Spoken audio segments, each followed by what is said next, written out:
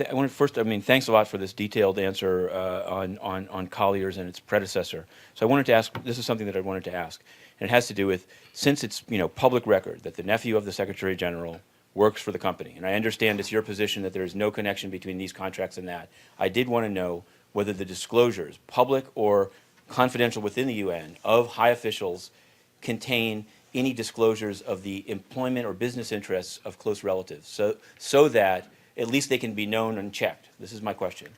The procurement process goes through a process that is independent of other officials at the UN. There's a very clear process by which procurement works, and we've actually talked about this at length many times in the past. But it is unrelated, Right. both to senior officials, but to any of their But it's a family factual, members. what I'm asking you about is about the disclosure process in the UN. And I understand that there's two forms of disclosure. There's mandatory internal disclosure that's not made public, and then there's a voluntary public financial disclosure. So what I'm asking you is whether the internal, confidential, but to the UN, to the ethics office, disclosure of high officials involves business interests of close relatives that do business with the UN. That's just a factual question. I don't really. I think that there's an implicit assumption in your question, which I don't share. I'm not assuming anything. It's just a question. The safeguards in the procurement process are built in to keep it separate from other officials. But I'm asking about the disclosure process, not the procurement process. It's just a question about what the UN disclosure process is.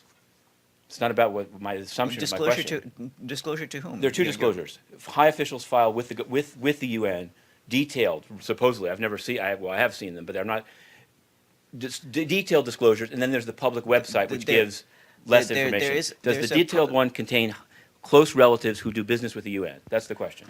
There is a series of financial disclosures where you detail your financial dealings as well as the dealings of your immediate family. Was this disclosed? Was the nephew's? And that is disclosed. Right.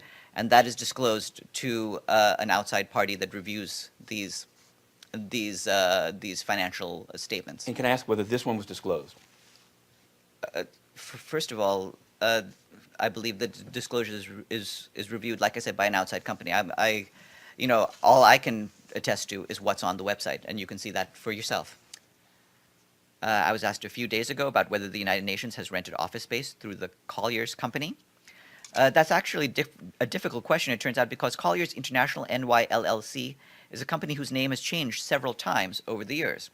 Although it became known by that name in 2010, it used to be called GVA Williams many years ago.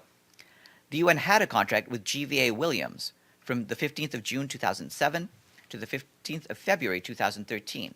By then, the company had changed its name to Colliers International NY LLC. And this was for real estate consultancy and brokerage services.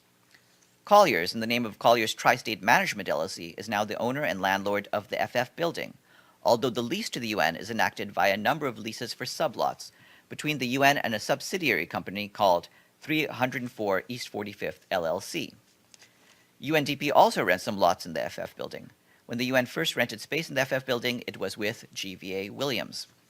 Apart from the leases for the FF building, the UN has no other contracts with Colliers International NY LLC.